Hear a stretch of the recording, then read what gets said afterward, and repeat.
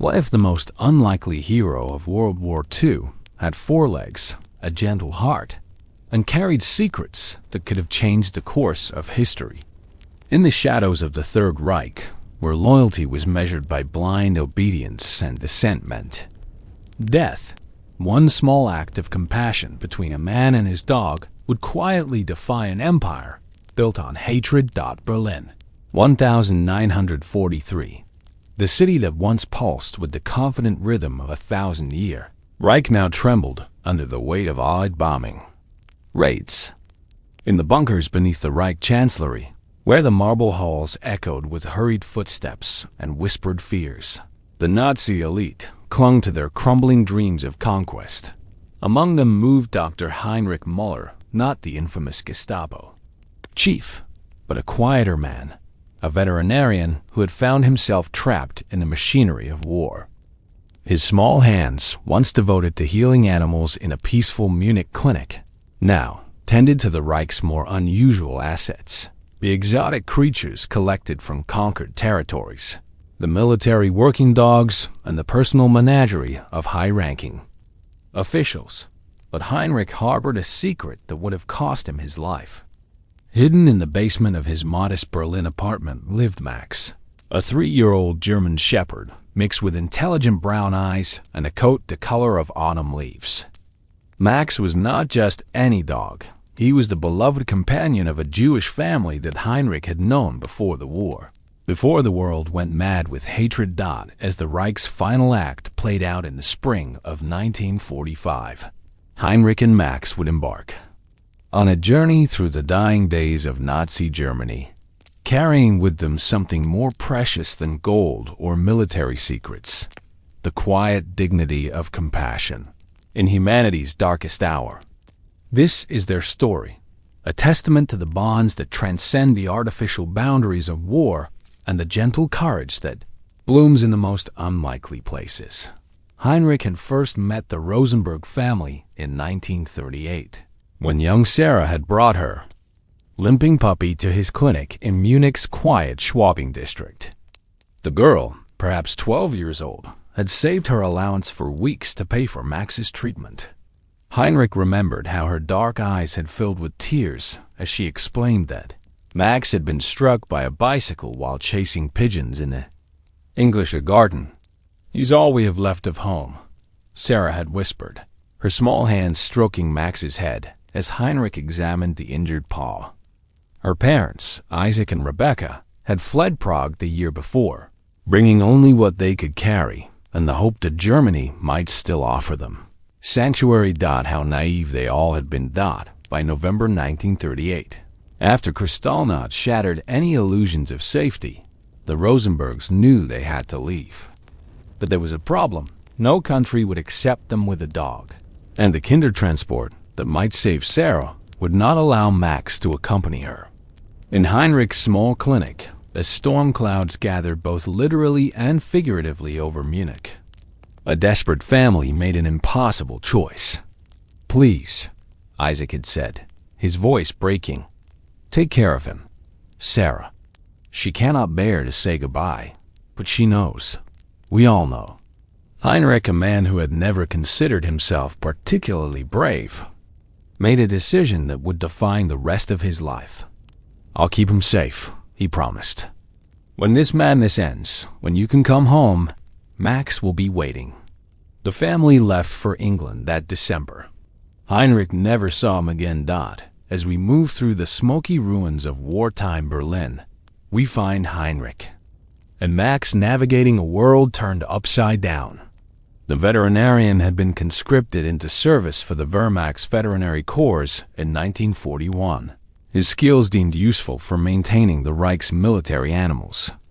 But every evening, he would return to his small apartment where Max waited, tail wagging, eyes bright with unconditional love that asked no questions about the darkness surrounding them. Max had learned to be quiet during air raids, sensing his master's tension and pressing close during the long nights in the basement shelter.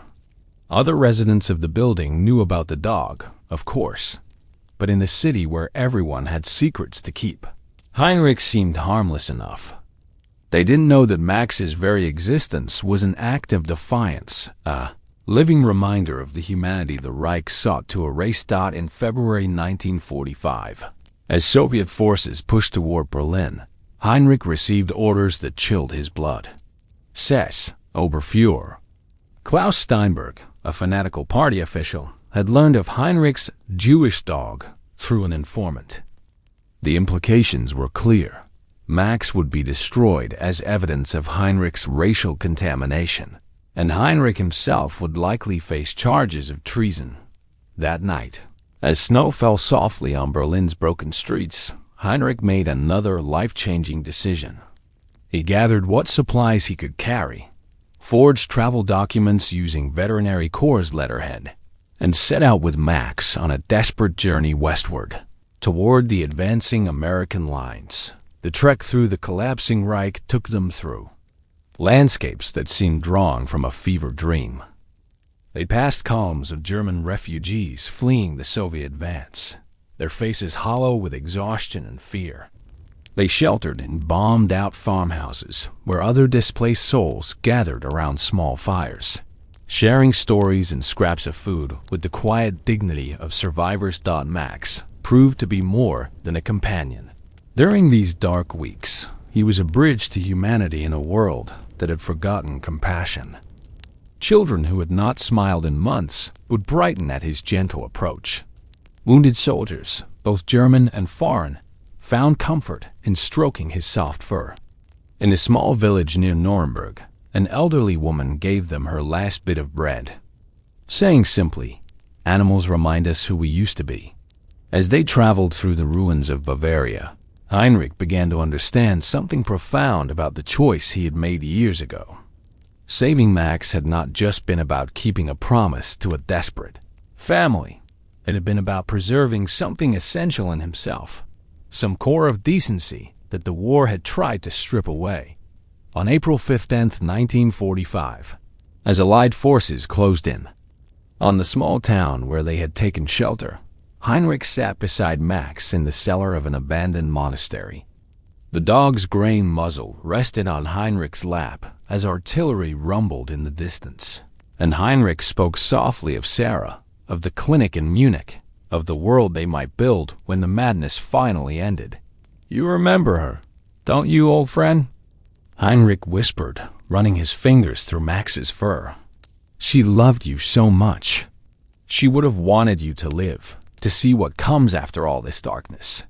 Max's tail gave the slightest wag, as if he understood not just the words, but the weight of love and loss they carried. The Americans found them 3 days later. Heinrich had expected imprisonment, interrogation, perhaps worse. Instead, he encountered Staff Sergeant Mike O'Connor, a veterinarian from Ohio who saw past the German uniform to the man beneath. When Heinrich explained his story, producing worn photographs of the Rosenberg family and Max as a puppy, O'Connor's response was simple. Any man who risks his life for a dog can't be all bad. Heinrich spent the next 2 years in an American displaced persons camp, working alongside Allied veterinarians to care for the countless animals affected by the war. Max, now truly old but still gentle, became something of a mascot, beloved by American soldiers who would sneak him treats and scratch behind his ears while sharing stories of their own dogs back home. In 1947, through the Red Cross, Heinrich learned the fate of the Rosenberg family. Isaac and Rebecca had died in London during the Blitz in 1941. Sarah, however, had survived. She had grown up in England, married, and was now living in New York with children of her own. The letter she sent to Heinrich was stained with tears, both of grief for her parents and joy that Max had lived.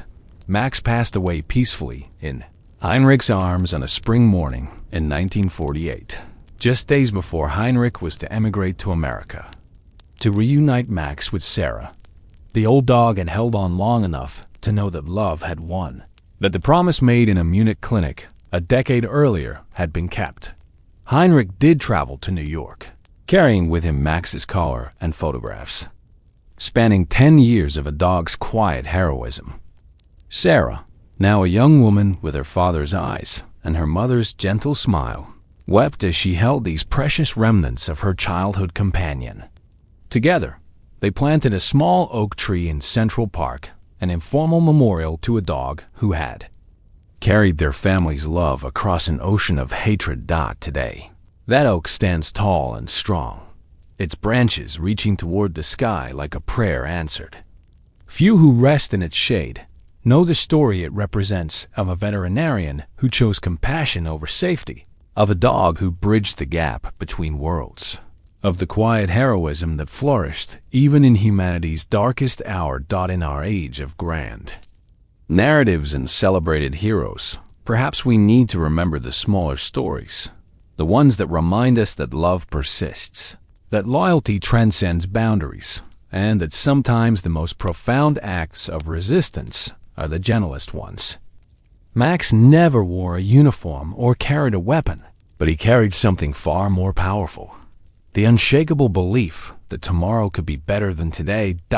As you drift towards sleep tonight, remember Max, and remember that in the darkest times, it is often the smallest lights that guide us home.